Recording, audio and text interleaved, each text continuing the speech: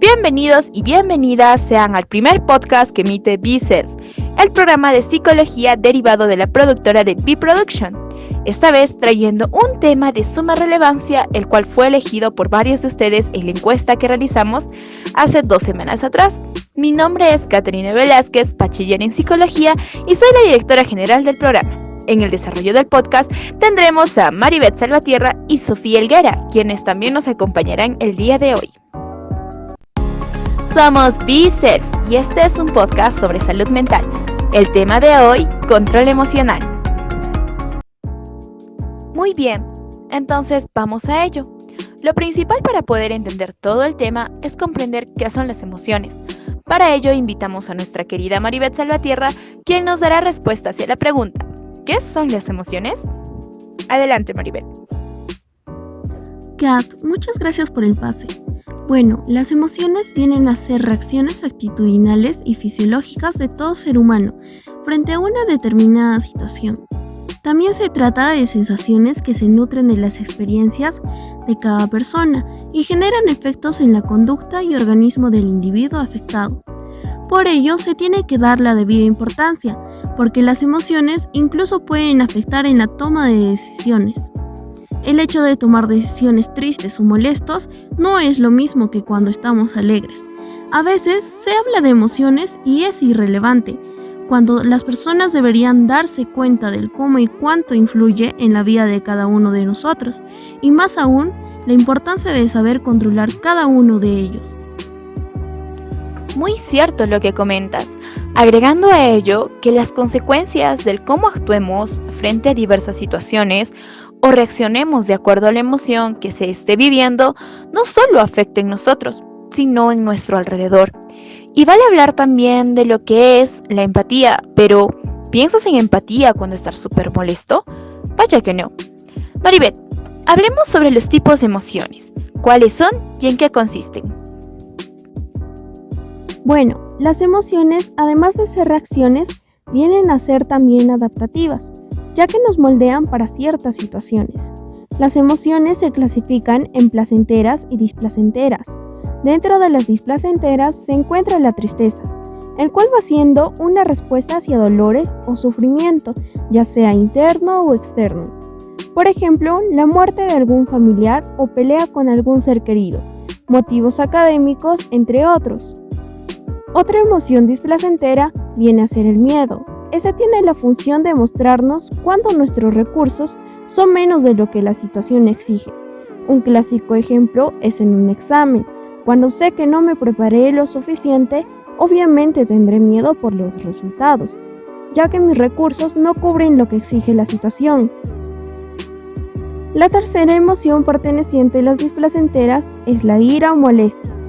Aunque sea muy mal vista, esta tiene la función de poder poner límites a personas o situaciones en las cuales invaden mi opinión o cuando no estoy de acuerdo. Sin embargo, el conflicto con esta y las demás emociones se reflejan en cómo te comportas con cada una de ellas. Muy importante lo que mencionas allí, Maribeth. El problema en sí no es la emoción, sino el cómo nosotros hemos aprendido a manejarla. Y ello tiene que ver desde la infancia y cómo nos impartieron el comportarnos frente a distintas situaciones. Por ejemplo, si sentía de niño tristeza o miedo y quería recibir consuelo, pero por el contrario recibía gritos y enojos y yo contestaba también de forma negativa, obviamente que no aprendí a responder de forma adecuada a mis emociones, porque no se dejaba experimentar la emoción como tal, sino que mostraba una emoción la cual estaba más acertada por mi entorno. Entonces ahora, ya de adultos, en vez de enojarnos, nos reímos. En vez de sentir tristeza, nos molestamos. En vez de molestarnos, sentimos miedo. Sin embargo, las personas, cada vez que crecemos, aumentamos nuestro nivel de razonamiento, y este a su vez nos ayuda a ver cuándo estamos errando, y para ello necesitamos informarnos, abrir la mente y cuestionarnos si del cómo actuamos está bien o mal, y si necesitamos corregirnos. Complementando a lo de las emociones displacenteras, muchas veces la tristeza es vista como una emoción que debería ser frenada o no sentida, cuando es totalmente lo contrario. Como lo mencionamos, estas emociones son reacciones adaptativas a situaciones. Entonces, si he perdido a un ser querido, no esperes que sonría o me recupere en un día.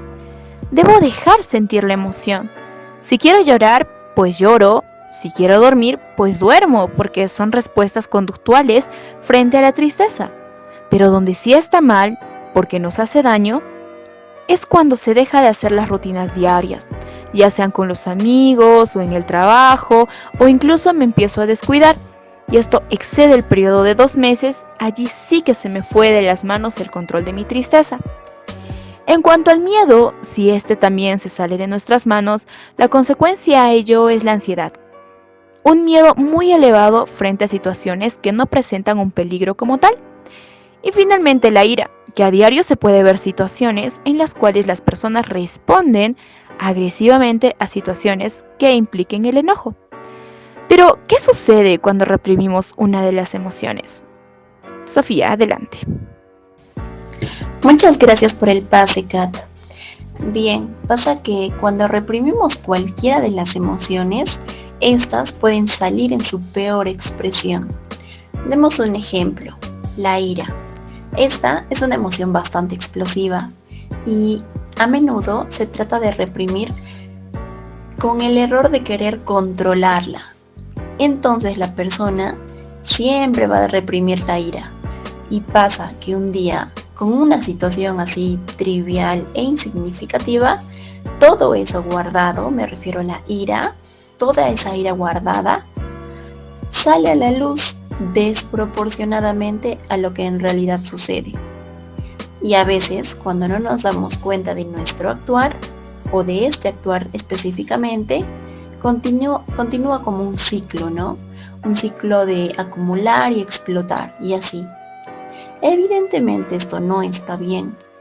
Y así como con la ira, sucede con otras emociones, expresadas de diversas maneras. Vaya que sí. Sin embargo, ¿será que simplemente las dejamos allí y ya, sin controlarlas? Obviamente que no. Sofía, hablemos del control emocional en sí. Hábitos que nos ayuden a controlarlos. Claro que sí. Primero se debe reconocer la situación, dejar ser a la emoción, dejar que fluya. Y también es importante ser consecuente con lo que sucede con nosotros, con lo que sucede con la reacción que mostramos. Para eso es necesario, para que esto ocurra, es necesario un trabajo de autoconocimiento. En el caso de las emociones displacenteras, ayuda mucho el pasar tiempo a solas, con un tiempo prudencial, el que nosotros veamos por conveniente. Por ejemplo, si yo sé que me molesto a menudo en el trabajo o con amigos, no vale seguir la conversación porque yo soy consciente de que esto no va a acabar bien. Entonces opto por una solución y es retirarte del ambiente. O tal vez darte una vuelta a la manzana. Si deseo me compro una bebida, un chocolate. Y de esta forma uno no reprime la emoción, sino la canaliza a emociones que no me generen a mí daño ni al entorno. Dibujar, escribir o pintar también pueden ayudar a canalizar las emociones displacenteras. Si yo noto que el control de mis emociones no colaboran con los que me rodean, la comunicación y la expresión del cómo yo me siento es muy recomendado. Es decir, hacerle saber a tu entorno que tú estás trabajando contigo y tus emociones y que hay conductas que no te son de mucha ayuda, es ideal manifestarlas.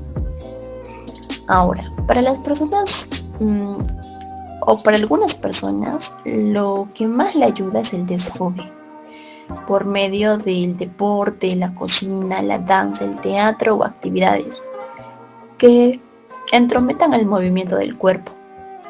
Y estas a su vez generan un desgaste de energía, que son una excelente opción.